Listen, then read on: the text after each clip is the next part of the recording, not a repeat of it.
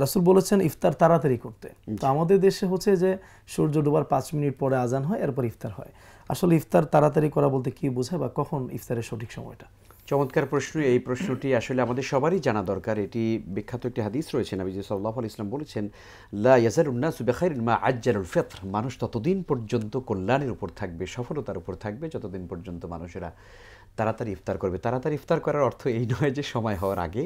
তাড়াতাড়ি ইফতার করার অর্থ হচ্ছে সময় যখনই হয়ে যাবে সঙ্গে সঙ্গে ইফতার করা। আমাদের সমাজে একটা ধারণা রয়েছে, গ্রামগঞ্জে আমরা দেখেছি যে কি একটা শব্দ বলে এহতিয়াতান। এহতিয়াতান তারা 2 মিনিট 3 মিনিট, বলছে সারাদিন রোজা রাখতে পেরেছি, এখন কি 2 মিনিট দেরি করলে অসুবিধা হবে?